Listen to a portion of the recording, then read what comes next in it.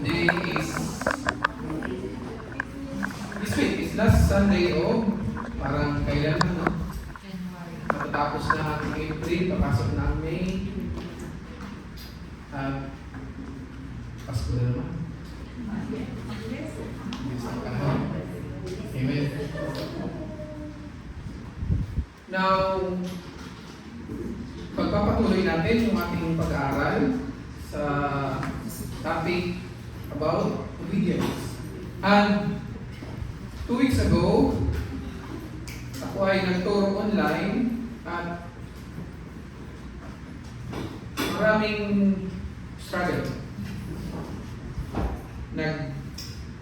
Sa sitwasyon ng mga buhay natin, minsan may mga problemang bigla-bigla na lang dumadating, right?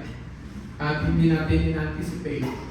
At dahil sa mga biglaang problema, usually, nagpapanik tayo, nagkakapal tayo, hindi natin alam kung ano yung solusyon na gagawin natin. But this morning, I hope and I pray na okay na lahat. Amen. Walang problema.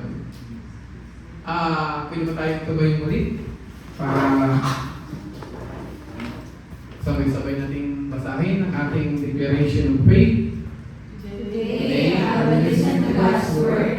It empowers me by instructions and corrections, giving me the strength to take the right direction and lead me deeper into the path of godliness. It was sent so I can be complete and equipped to every good work to serve men and to glorify God.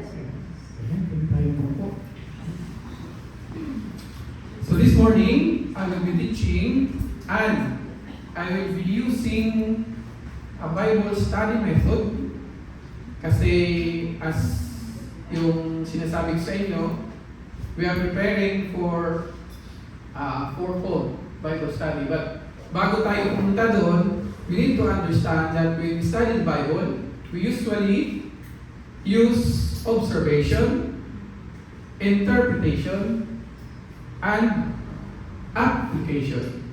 So sa umagang ito, we will try to understand kung paano natin gagawin to in a particular story sa Bible. Right? Now, 2 weeks ago, parang kulang ang oras, hindi ko masyadong na-explain sa ating online connect. That's why this morning, I want to teach it again. Now, sabay-sabay natin basahin. From the book of John, chapter 2, verse 1 to 11. On the third day, there was a wedding in Cana of Galilee, and the mother of Jesus was there. Now both Jesus and his disciples were invited to the wedding. And when they ran out of wine, the mother of Jesus said to him, "They have no wine." Jesus said to her, "Woman, what does your concern have to do with me? My hour is not yet come." His mother said to the servants, "Whatever he says to you, do it." Now there were 6 water pots of stone, according to the manner of fabrication of the Jews, containing 20 or 30 gallons apiece. Jesus said to them, "Fill the water pots with jar," and they filled them up to the brim. And he said to them, "Draw some out now, and take it to the master of the feast." And they took it, and tasted the water that was made wine, and did not. But the servants who had drawn water knew. The master of the feast told the bridegroom, and he said to him, "Every man at the beginning sets out the good wine, and when the guests have well drunk, then the inferior, you have kept the good wine until now." This beginning sign Jesus did in Cana of Galilee, and manifested his glory, and his disciples believed in him. Thank you, Father God, for your word. Salamat, Ama, sa iyong mga salita, Lord God. Lord, gabayan mo kami, tulungan mo kami, i-guide mo kami, Lord God, as we study your word, Lord God, tulungan kami, Lord, give us your wisdom, na marawaan namin, maintindihan namin, may apply namin sa aming mga buhay, kung ano yung pag-aaralan ng iyong mga salamat, Ama, and we give back all the glory and honor. In Jesus' name we pray, and we will say, Amen. Now, Jesus performed 37 And it was written in all throughout the Gospel, Matthew, Mark, Luke, and John. And the first miracle that Jesus did is turning the water into wine. And it was recorded only in the Gospel of John. Why is that? Bakit? Now, at the beginning of Jesus' ministry, nung nangyari yung wedding na to, hindi pa kompleto yung kanyang 12 disciples. So, mayroong mga nauna. Right? Now, we are going to observe. Ang una nating pag-aaralan is observation. So, we're going to observe the characters. We're going to observe yung conversation, and we're going to observe the commands. So, who are the characters?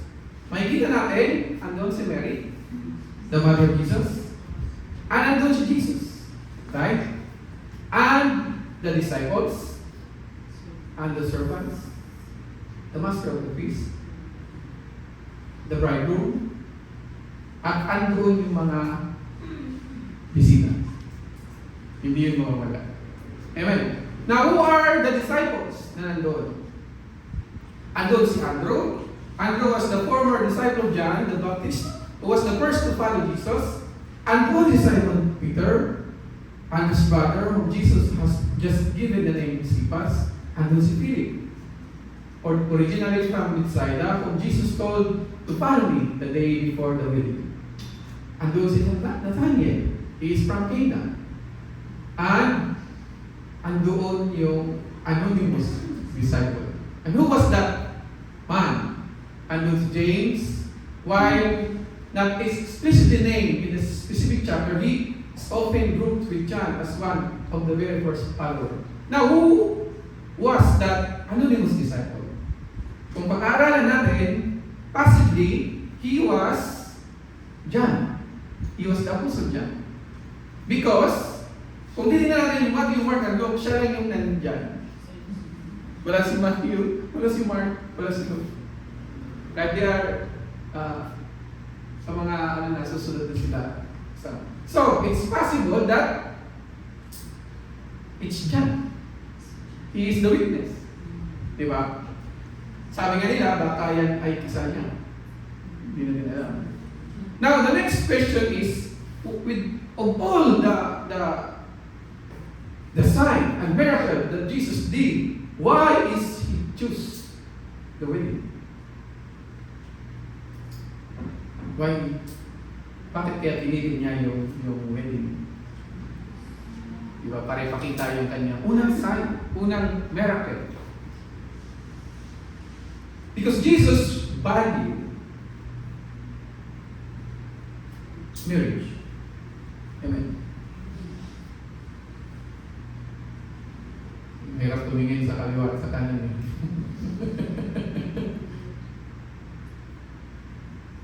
Marami sa atin are dreaming, right? Of a perfect wedding.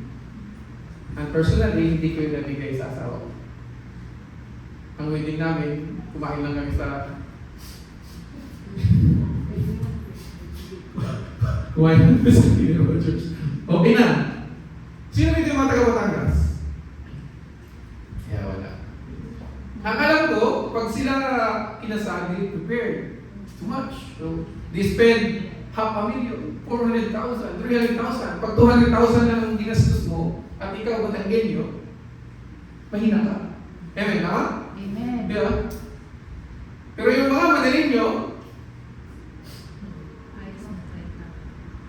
kadalasan, group wedding na lang. Now, Jesus chose to show the first sign or the first miracle because He valued marriage so much. Kung binavalue niya yung marriage, meaning, ayaw niya na mag-isa. Ayaw niya na mag-isa. Yan naman si Kuya. Ayaw na namang pinaparinggan. He designed for you to have That is why, keep dreaming. Keep dreaming. Keep waiting. Darating yung para sa'yo. Maybe, hindi pa ngayon, but the Lord have a great plan for you. Just continue to do. At yan yung pag-aaral natin sa umaga. Now, the next thing that we're going to observe is the conversation. The conversation. Sabi ni Mary, and when they ran out of wine, the mother of Jesus said to him, they have no wine. Sabi ni Mary, they have no wine. Now, I've been married for 16 years. So siguro alam ko na. At before kami kinasal ng miss ko, nagsama muna kami. So, kung tututalin natin, 17 to 18 years na. Kaya medyo kilala ko na kung anong ugali ng babae. Ang mga babae ay mayroong tinatawag na code language. Mayroon kayong sinasabi na dapat mong intindihin bilang lalaki para ito ay maunawain. Halimbawa, yung mga nanay natin, yung mga asawa natin, pag yung sapatos mo, ilagay mo lang dyan, sasabihin niya, kaninong sapatos niya? Alam niya kung kanino. Ang ibig niyang sabihin, iligpit mo yan, huwag mo ikalat yan, iayos mo ng... Amen. Now, pag ang mga lalaki, nilapag na yung pinagkainan, sasabihin niya, sino kumain? Wala ba tayong anak? Ako lang naman dito. Bakit mo pa ako tatanggol? Ang ibig sabihin noon, hindi ko hugasan yan, ikaw kumain yan, hugasan mo yan. Amen. Now, usually ang mga babae, maraming nakikita problema. Meron daw kayong intuition. Amen? Nakikita nyo advance kung ano yung magiging problema. Ang mga mata nyo, hindi na nakatingin sa harap, nakatingin sa gilid at sa... Amen. That is why Mary noticed that the wine is already run out. Hindi na-notice ni Peter. Hindi na-notice ni Nathaniel. Na-notice ni Mary. Right? So, the woman have something in their brain. Kaya pinag-aralan ko, ano bang meron sa utak mo? Scientifically, ganun talaga ito kayo. You have the brain connectivity and processing capability. Meron kayong kakayahan na mabilis mag-connect at mag-process. Meron daw kayong emotional and labor and socialization. Ibig sabihin, ready lagi kayo magtumulong, magtiyaga, kumilos. Hindi kayo basta-basta nagpapabaya. Amen. I think that is something good for woman, right? At katulad na sinabi kanina, mayroon kayong communication style. Mayroon kayong communication style. At pag ikaw binata, hindi mo pa nakasama, wala ka pang nakasama, wala ka pang asawa, natuto ka sa magulang mo. Right? But, mas matututo ka pag ikaw nag-asawa. So, meron ba tayong mga lalaki dito? 1, 2, 3, 4, 4. Kaya, lugi tayo ngayon. Para to sa kanila. So, ganun daw yung mga babae. Kaya naintindihan ko, bakit sinabi ni Mary, they have no wine. And wine means sa Psalms 104 verse 15, and wine that makes glad the heart of man, oil to make his face shine, and bread which strengthens man's heart. Ibig sabihin, wine means joy. Wine means celebration. Kaya may mga women sa Lugos, mahilig sa wine. Amen. At ako ang buhay na patutujan. Amen. Kahit minsan na akong napagutusan. Sabi nila, bawal ang wine. Pero sabi ng unang miracle of Jesus, He turned the water into wine.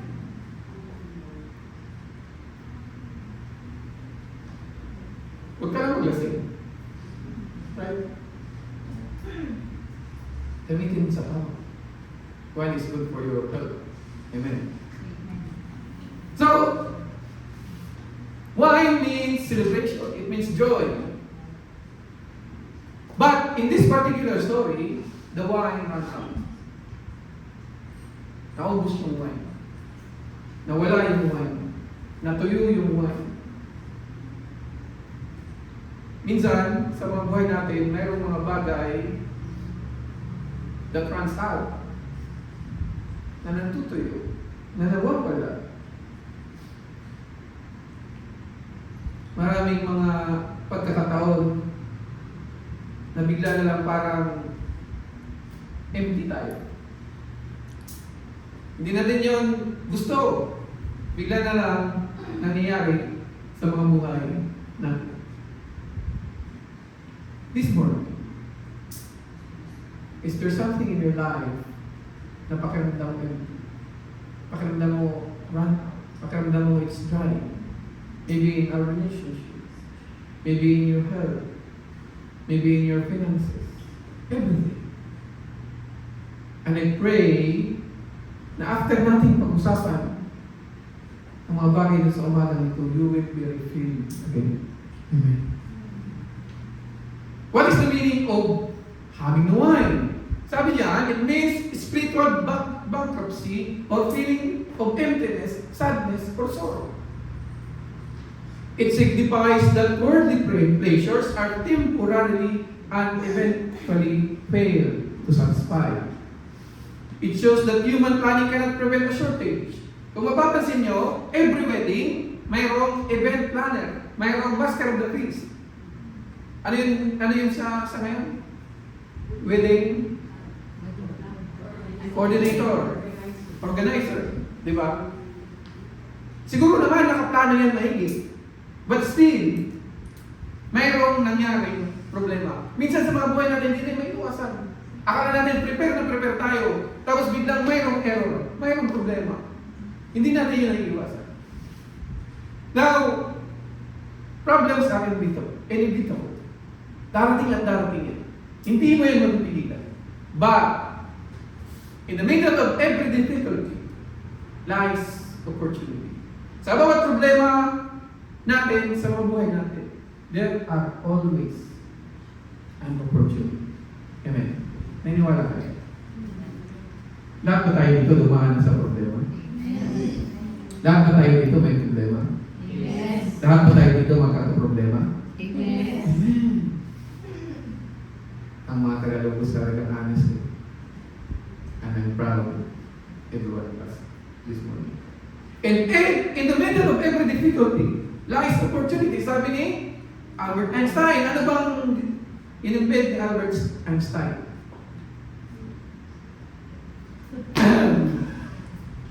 Ano in-embed ni Albert Einstein? Ano yan? Sabi nila light daw. No! God created lights. He invented the bulb. Yung unang bumbilya, yung filament, talong ng bumbilya, siya yung nag-do. And he tried it 1,000 times bago niya. So, in every problem, in every difficulties, there are always opportunities. Kaya kung may problema ka ngayon, may opportunity. Kailangan mo lang i-discover, kailangan mo lang makita, kailangan mo lang maunawaan. And sabi ni Mary, sabi niya, Jesus, wala ng wine. At pag wala ng wine, tapos ang kinakain mo pork, barbecue, sangyup, Talagang itong topic na to para sa mga Tagalogos. Amen. Kasi pag ganun ang kinakain nila, lagi talagang wine. At pag walang wine, naghahanap ng Pineapple. So ibig sabihin, pag ito hindi na solusyonan, problema. Woman, sabi ni Jesus, woman, binasa ko ito una, sabi ko, bakit ganun? Hindi mo lang niya sinabi, Mama, what does your concern have to do with me? My hour has not yet come. Sabi ni Jesus. It sounds like no respect, right? Parang sinabi niya, woman. But if you study it deeper, hindi ibig sabihin ito yung pagiging disrespectful. Jesus is establishing a boundary between his earthly family ties and his divine nature. So, from 30 years, nakasama niya ang kanyang ina. In this particular time, he will medyo aalis na siya sa kanyang earthly family ties, and then he will start to fulfill his divine mission. Medyo nagta-transition na siya. And then, the term woman, in the original Greek means paano ba yung sa'yo? Gina. Kala ko Gina. This was a polite, formal address and similar to mom or lady. Sabi niya, lady. Or mom. Now, it was also used by Jesus at the cross. Nung sinabi niya kay Mary again, woman, behold your son. And the only disciple who recorded this conversation was John. So si John, maraming alam, na hindi alam ng ibang disciple. Amen. Why? Because andoon siya sa umpisa, and he is the only one doon sa huli. Yung iba, nagpapaka layo-layo. Amen. They are watching from a distance. Ang isa sa pinaka-masakit gawin ng isang Kristyano is when you are trying to watch at a distance. Diba si Peter, nagmamasid-masid siya, and after noon, he failed. Amen. Kaya, huwag kang magpapakalayo-layo. Stay close to Jesus from start to finish. Amen. By using this instead of mother, Jesus is signaling that his actions are now governed by God's timing, not human request. So nag-start na siyang mag-transition. Amen. So, ito yung conversation ng magnanay. Now, para sabihin to ni Mary, mayroon siyang alam about kay Jesus. She believed that Jesus is a resourceful person. Alam niya na may gagawin ng Panginoong Jesus. Ibigay mo lang yung problema sa kanya, alam niya na mayroon siyang gagawin. Hindi niya matitiis. Because even if it's time not yet come, ginawa niya pa rin yung mga kabuti doon sa sitwasyon na yun. Amen. What does your concern have to do with me? Kung titignan natin sa ibang translation, sabi niya, why do you involve me? Madalas, ang mga babae, mahilig dyan i-involve yung mga lalaki sa kanilang mga problema. At ako ay buhay na patutuo dyan. Amen. Tatanungin ko sana sa Burato, kaso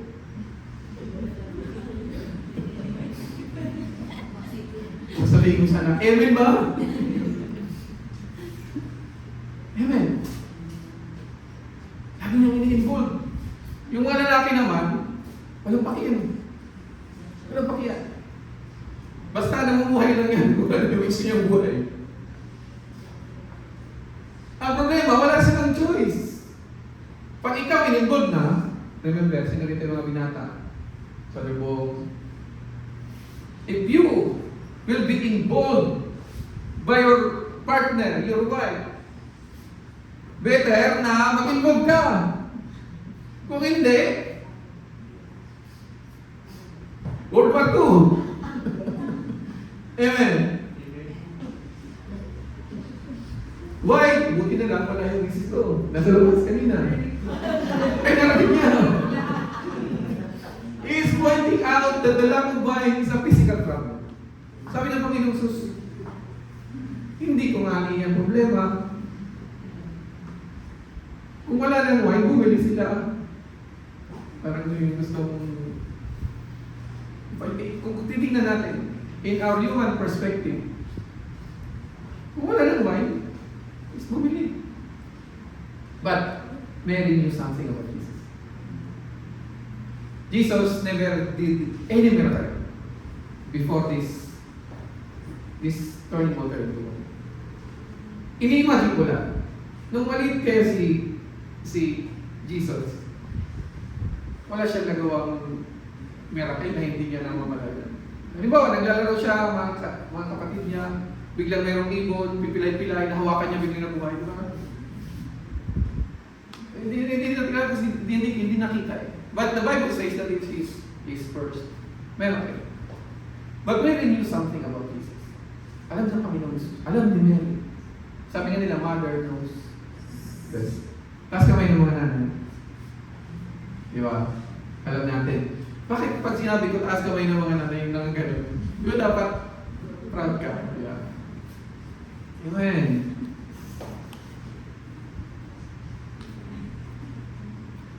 Sabi niya, my hour has not yet come. So, in a theological perspective, kung titignan natin, the hour means his crucifixion and exaltation. He is hinting that through wine, his blood, the new covenant, will be poured out later.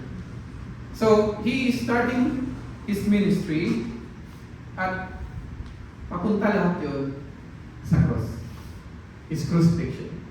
Turning water into wine at the wedding is just a small sign of the greater joy to come. So that is the conversation. Now, let us start to study the command. Obserbahan naman natin ano yung mga command na ginawa.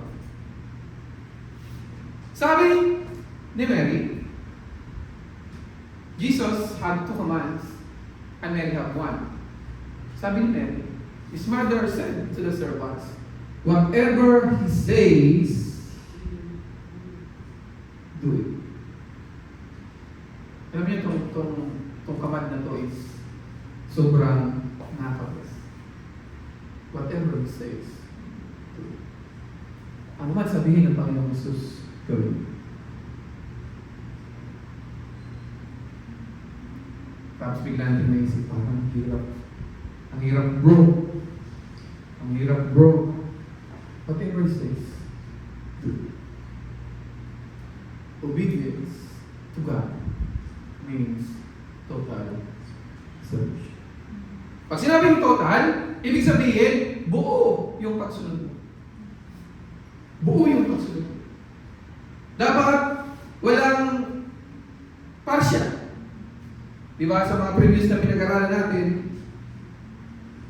hindi pag partial ang ginawa mo, mayroong consequence. There must be total submission. Pag ikaw nag-obey kay God. Mary trust his son 100%. Mary trust his son 100%. Para sabihin niya sa mga servants, kahit anong sabihin niyan, gawin niyo. Kahit anong sabihin, gawin niyo. So, ibig sabihin, si Mary, totally, 100%, he trust na may gagawin yung kanyang anak. Mary has faith dun sa kanyang anak. So, kung titingnan natin, Marami tayong matutunan kay Mary. Marami tayong matutunan sa kanyang ina.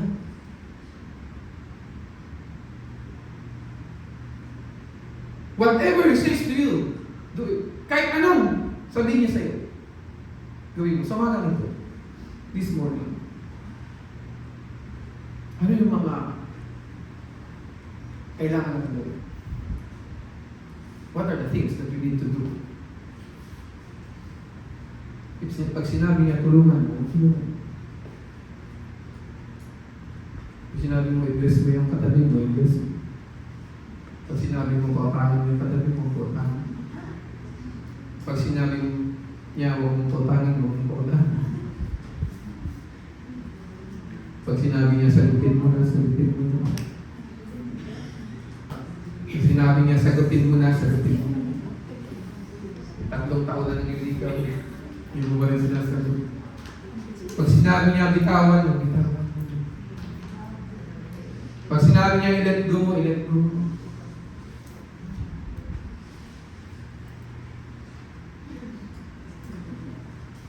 Whatever He says to you, examine yourself this morning. What are the things na parang sinasabi sa iyo ng Lord sa umaga nito? Do it. Pag sinabi niya mag-serve ka na, mag-serve. Pag sinabi niya umuwi ka na, umuwi. Pag sinabi niya huwag kang umuwi, huwag kang umuwi. Mararamdaman mo kung ano yung sinasabi sa iyo ng Lord. Christians always hear the voice of God. Pakinggan natin kung ano sinasabi ng Lord. And whatever He says to you, do. Amen! Father, this for ang hirap talagang bitaw. Hirap bitaw. Yung pinakamabigat na gawin sa lahat, mag-let go. Kasi sinabi niya, mag-let go ka, mag-let go ka. Amen! Huwag mo nang patagalin. At pag nag-let go ka, huwag mo nang balikan. Kasi tayo, mag-let go tayo, Lord, 1 week. 1 week lang, Lord. Next week, talagang masakit. Hindi ko na kaya, Lord. Whatever He says to you, do it. Sabi mo sa katabi mo, gawin mo. Simamutan mo. Yung galit ka. Pag hindi kaya ng galit ka, pakiusama mo.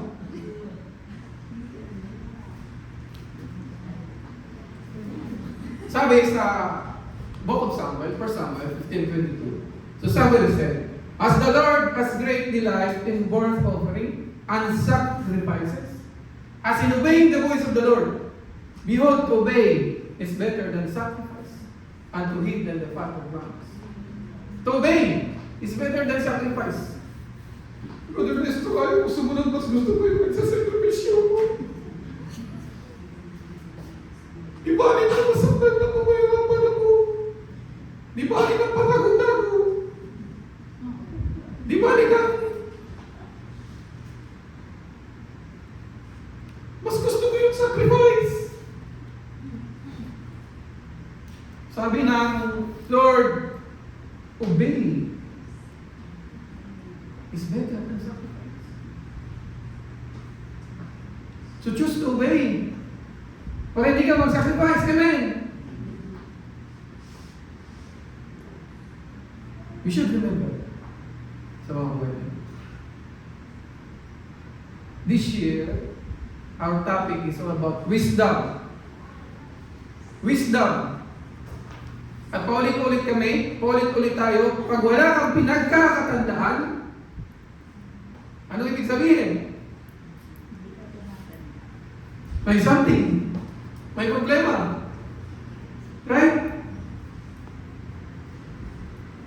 Now, there were set there 6 water pots of stone according to the manner of purification.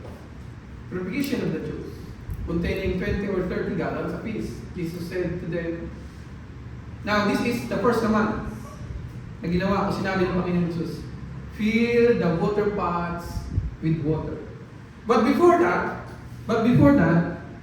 meron doong 6 water pots of jars, stone jars. Yan, malalaking stone jars na yan. And those jars, yung mga jars na yan, are used for purification. Ano ibig sabihin? Na bago ka umattend ng wedding, kailangan mo maghugas. Right? So, pag nagugas ka, parang ganito, parang madoktor. Dapat hugasan mo ito, buhos yung tubig na dali dito. Hindi ganoon, kasi babalik sa kamay mo. Para purify ka. Sa dami ng bisita, ano katibayan natin ng maraming bisita? Ano yung unang katibayan? Nakaubos yung wine. Di ba? Or, malalakas pag-inom. Wala tayo doon. Mahihina tayo. Amen. Pangalawa, pag maraming bisita, there's a possibility na naubos din yung laman yan. Or maybe half. Boss na. Sabi ng Panginoon Jesus, fill the water pots with water. Nakakatuwa kasi sa ibang translation, ang sabi dyan, nearby. There were set there 6 water pots. Sa ibang translation, nearby, there were 6 water pots.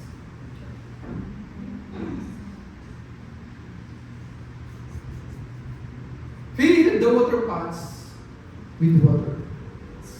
Yun ang unang command ng Panginoon Jesus. Jesus can use anything and anyone to accomplish His goal. Minsan, ang gagamitin niya to accomplish His purpose, His plan for you, is just normal.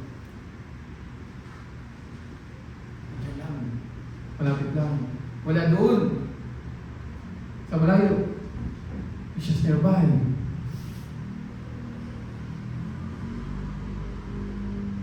Your miracle is closer than you think.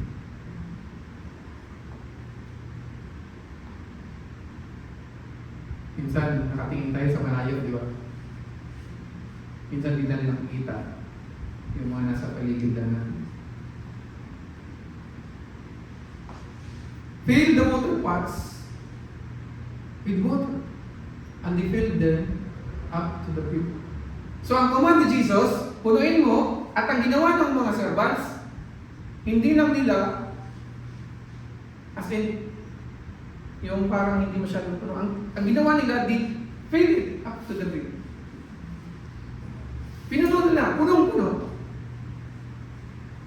Now, what are the empty jars of your life today? Ano yung mga empty jars ng buhay natin na kailangan natin i-refill? Nawawala na tayo ng joy? Nawawala na tayo ng saya? At na madalas wala tayong tulog. Sabi nga ni Miss Jen na marami na kayong utang. Magbayad naman kayo. Ibig sabihin nun, marami na tayong utang na tulog. Bayaran naman natin. What are the empty jars of your life today?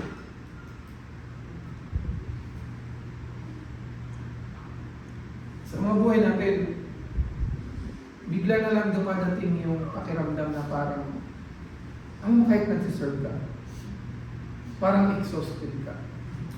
Parang, meron kang hinahanap na kahit nagsisimba ka naman, umating ka ng Bible study, umating ka lahat ng mga gawain, nagsiserve ka, ginagawa mo lahat, mayroon at mayroon pa rin. Bigla-bigla na lang dumarating yan sa mga buhay natin. Ano will we do? Anong kailangan natin gawin? If there are empty jars sa mga buhay natin. Ang pinakamasakit sa lahat, pag empty na yung ATM mo.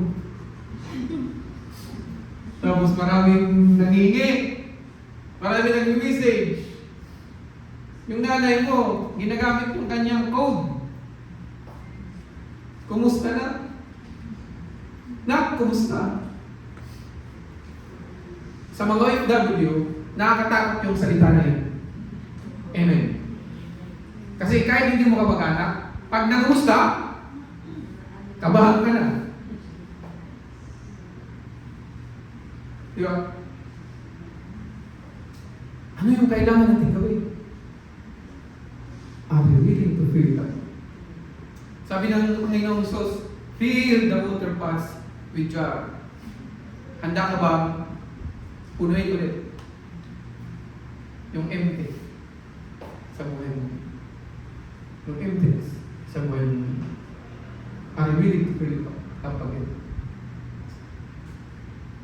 Kaya natin.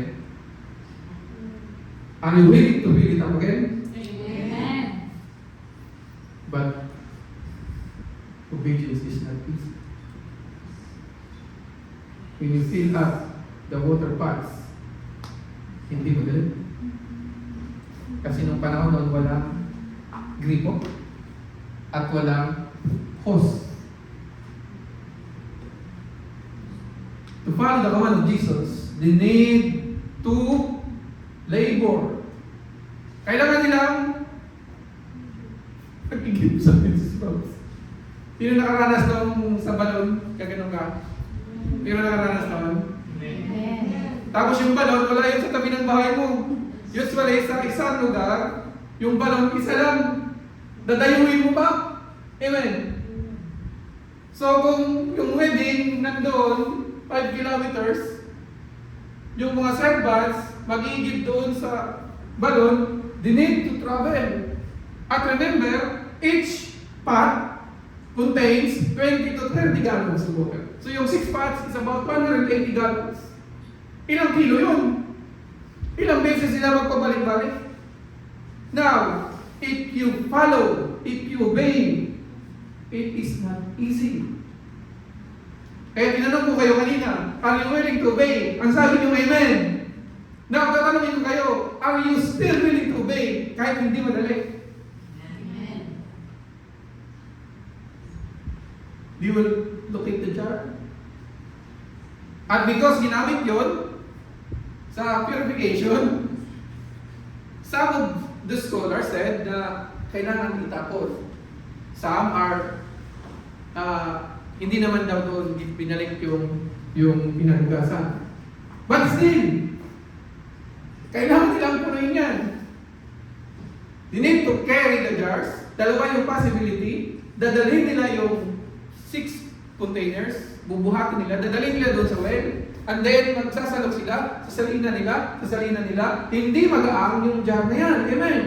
At pag nagpuno na, dadalhin naman nila doon, ipunin nila, o kaya, mag-iigib sila ng pabalik-balik. Ayaw ng tao ng pabalik-balik. Obedience is not easy because the weight is heavy. Ang hirap sumunod kasi mabigat sa loob. Lalo na kung yung tao nagutos sa'yo, ayaw mo sundin. Kasi sinisigaw-sigawan ka, Chujang! Lukwan! Ang hirap sumunod sa mga tao, hindi natin gusto. At ang hirap sumunod sa mga tao, ayaw na. Butin lang sa logos, mas nurin yung mga kapatiran. Amen! Palagpakan nyo ngayon mga sarili nyo para nakasimangot kayo eh. Mali ba ako? Tama ako. At ang hirap, masunurin!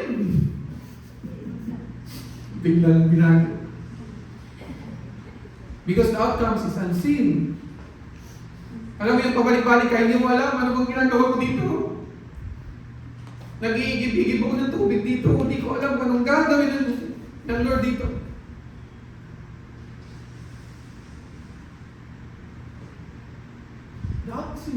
The outcome is unseen. It doesn't make sense.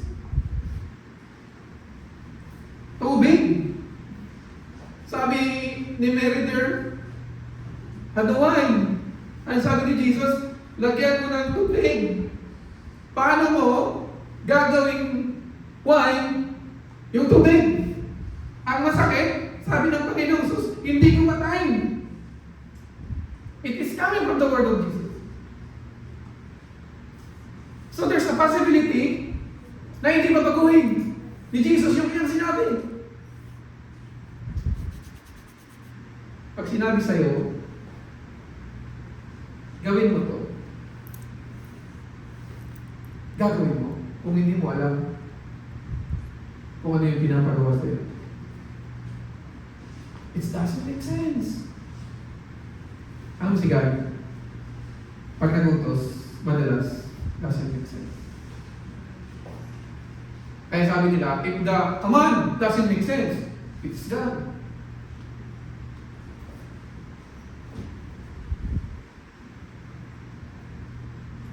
Pag sinabi niya, huwag ka nang mag-asawa. It doesn't make sense, Lord.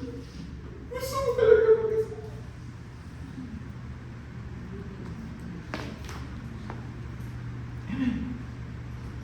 Baka if He had a great plan for you, kaya kanya hinayaaan maging ganyan. What if gagamitin ka niya? Mighty. Minsan mga asawa sakit sa ulo. Kaya nga yung misis ko sakit na ang ulo sa akin. Ganyan. The waiting is tough. Pinakamubigat sa lahat ng pagkakantay.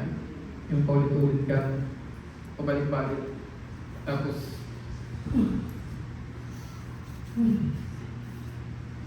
wala nangyari. Are you willing to still obey the command of the Lord? Even if it is not easy. Isa lang yung nag-amen. Kanina, before ko sabihin yan, ang sabi natin, Amen! Pero nung naramdam natin na hindi madali,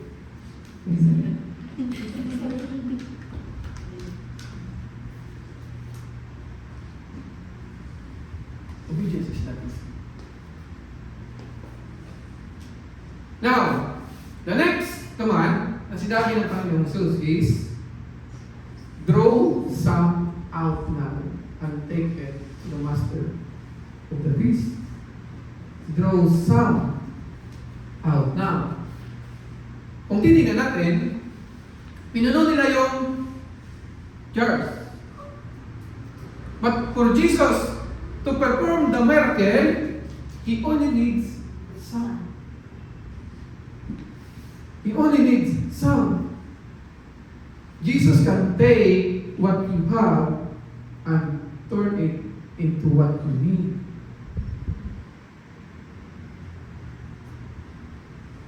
Kaya niyang gawin kung anong meron ka. And then He will turn it to what you need. Anong meron ka? Ano kaya mong ibigay? Kasi minsan tayo, sinasabi natin, saka na. Saka na. Until I have enough, tsaka ako ibibigay. Pag di na ako busy, pag marami na akong time, kailan ka ba nagkaroon ng maraming time? Minsan naman sinasabi natin, wala akong time. Kailan ka ba nagkaroon ng time? Jesus can take what you have and turn it to what you need. Ang kailangan na ng Panginoon susam. Hindi niya kailangan lahat. Ibigay mo. Kailangan lang niya some.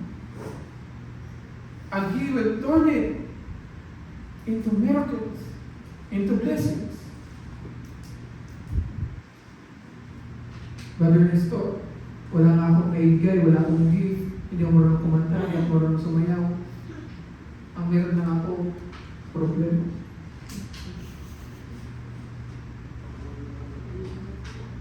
Ang Ang meron lang ako problema, ang meron lang ako pasakit, ang meron lang ako sakit sa ulo. Kaya ayaw ko mag-serve, baka madagdagan kayo ng sakit sa ulo. Marami na kami. Amen. Kaya magbago na tayo. At ang lahat ay masabi na, Amen. Ang sabi ng Lord, kung anong problema meron ka ng iyong kapatid, ibigay mo sa akin. Kung anong problema meron ka ngayon, my sons, my daughters, ibigay mo sa akin.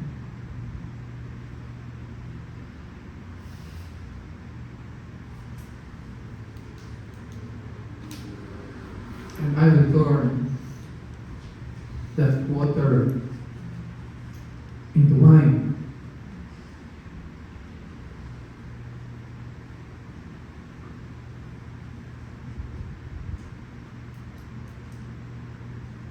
Nakakatuwa kasi minsan hindi natin alam kung ano yung bibigay natin kay Lord. Hanggang ngayon, nag-iisip-isip pa rin tayo. Diba? Ibig tayo sa Lord. Ang sabi niya, ibigay mo sa akin. Some. Hindi niya sinabing, ibigay mo sa akin lahat. And I will turn that into a blessing. Amen. Your miracle is on the way. Kasi tingnan natin, draw some out now and take it to the master of the feast. Anong ginawa ng mga servant? Anong ginawa ng mga servant? They took it. So sumalot sila from the water jars, may maliit silang jar, and dinala nila sa master of the feast. Now where the miracle happened? The miracle happened on the way. So, kung tayo ngayon, may mga inaasam-asam, may mga pinapanalangin, may mga inaantay, kapatid, your miracle is on the way. The only thing na kailangan mong gawin is to wait. Alam niyo, pag nag-order ka sa Foodpanda, mayroong selection doon. Kung gusto mo pabilis, kailangan mo magdagdag bayad.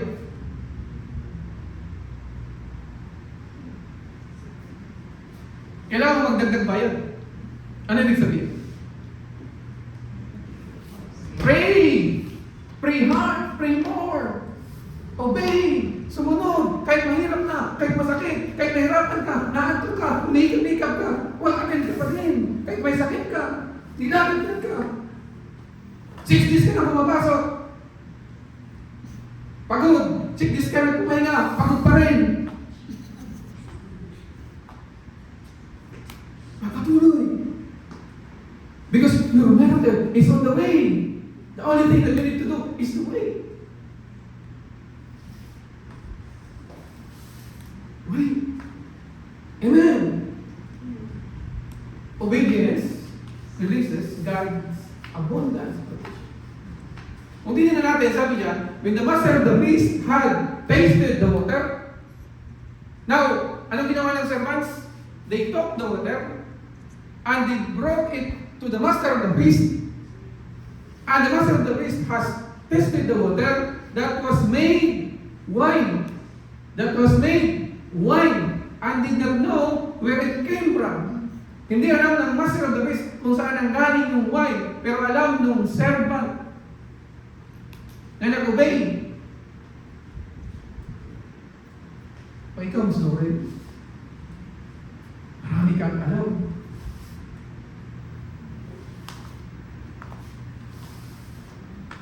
Hindi alam ng master of the feast.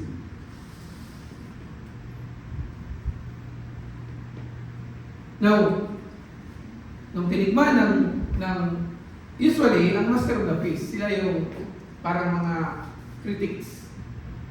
Medyo, hindi sila nagsisungaling. Alam nila kung ano yung, they always, sinasabi nila yung totoo. Hindi sila nagsisungaling. Yung natikman nila, natikman ng Master of the Feast, ang sabi ng Master of the Feast, tinawag niya yung breakthrough. Sabi niya, every man at the beginning sits out the good wine. And when the guests have well drunk, then the inferior, you have kept the good wine until now. Ano ibig sabihin? They are celebrating. Amen. But remember, before the miracle happened, yung dalawang yan ang dapat sisihin. Kung walang wine, noong mga panahon noon, pwede kang kasuhan ng asawa mo. Kasi pabaya ka ang asawa. Ngayon pa lang, hindi mo na kayang gawin. Kaya mag-ingat kayo sa mga babae. I pray to God na hindi kayo mapunta doon sa hindi nagpaplano. At kung nagpaplano man, hindi inaanos. Sila dapat ang sisisihin. And in that culture, pag yung wedding nagkaroon ng problema, you are in shame for your whole life.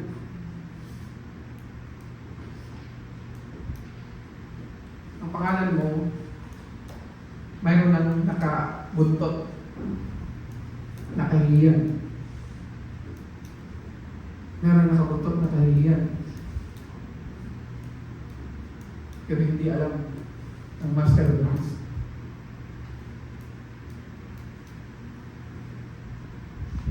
Sabi sa Romans 5:8, but God demonstrated His own love toward us, in that while we were still sinners, Christ died to us. Hindi natin alam. Patuloy tayo sa pagkakasala, patuloy tayo sa paggawa ng mali. But Christ died for us when we were still sinners. Nung tayo puno ng mga kawalangian pa, nung tayo ang daming ginagawang kasalanan, nung tayo puno ng shame, nung tayo, Christ died for us. Hindi natin alam. Nalaman lang natin kailan? After. Kasi malamang sa malamang, nagtanong-tanong sila, anong nangyari? At ang meron na alam sa nangyari, ay yung nag-obey. Tayo yun. Yung servants. Sinabi nila, dapat may kaso ka na ngayon. Pero, ginawa ng Lord na iligtas ka. It is a sign for us to know, para malaman natin that God is good sa mga buhay. God is good sa mga buhay. But God, who is rich in mercy, because of His great love with which He loves us, even when we were dead in trespass, made us alive together with Christ. By grace, you have been saved. Kapatid, niligtas tayo ng Panginoon 2,000 years ago. Before tayo naging Kristiyano, before natin tinanggap ang Panginoon Jesus as our Lord and Savior, hindi natin alam. But now, alam na natin. At pag nalaman mo yung ginawa ng kabutihan ng Diyos sa iyo, what will you do? Anong gagawin mo? Sabi ng Master of the Feast, tinawag niya yung bridegroom. Sabi niya, you have kept the good wine until now. Ang pinapainom kasi sa una is yung good wine. Bakit? Para paglasing na, hindi na nila malalasahan yung good or bad. Amen? Di ba? Hindi natin alam. Hindi. Walang manginom dito. Ganon. But, dito, baliktad. Sabi ng Master of the Feast, wow! Grabe ka naman. Yung pinainom mo na sa amin kanina, medyo good lang. Pero ngayon, ang pinapainom mo sa akin, yung best na wine. Ano ibig sabihin naman? The bride tastes the goodness of God sa mga buhay mo. Pag nalaman mo, kapatid, yung goodness ni God sa buhay mo, anong dapat na gawin natin? We should share it to somebody. I-share mo. I-share mo yung good news. I-share mo yung goodness ni God. At pag yun natikman mo, anong mangyayari? You will be full of joy and praises and adoration to God. Alam ko, sa umagang ito, marami sa atin natikman yung goodness na yan ng Lord sa mga buhay natin. Let's stand. Diyan tayo tumayo.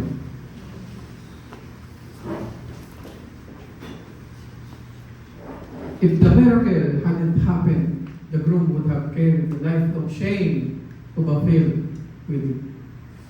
By performing the miracle, Jesus took the blame and sadness of human mistake and covered it with divine gladness. The man who turned water into wine can also turn your sadness into joy. Let's close our eyes and let's pray. Father God, we thank you, Lord, for being good to us, for being great to us, Lord God. You saved us a long time ago nang hindi namin alam nung kami ay lulong pa sa kasalanan. Nung kami sobrang maraming mga nagagawang kahihiyan. But you saved us a long time ago. Pinaramdam mo sa amin, Lord God, yung pagmamahal mo. Ipinaramdam mo sa amin yung kabutihan. Ipinaramdam mo sa amin yung pagpapatawad mo. Ipinaramdam mo sa amin na kahit kailan hindi mo kami pinabayaan. Lord, hindi mo pa panahon para gawin yung miracle. But still, you did it. Ginawa mo. Because ayaw mo mapahiya yung anak mo. Kapatid, ginawa. Ganun yung nangyari sa mga buhay natin. Ayaw ng Lord na mapahiya tayo. Ginawa niya ang lahat para sa atin. In full obedience, ginawa niya hanggang siya pinako sa krus ng Kalbaryo. Pare-para na sa atin yung joy, yung peace, yung goodness. Salamat, Lord, na kaya namin lumapit sa iyo. Dahil alam namin, kahit kailan, hindi mo kami pinapabayaan. Father God, we thank you for your Son, Jesus Christ. Sa lahat ng ginawa niya sa krus ng Kalbaryo. Sa lahat ng pasakit na ginawa niya para sa amin. Continue to empower us na i-share yung goodness na naramdaman namin sa iyo. Na may bahagi namin sa mga kapwa namin, sa mga mahal namin sa buhay, sa mga kilala namin, sa mga kasama namin.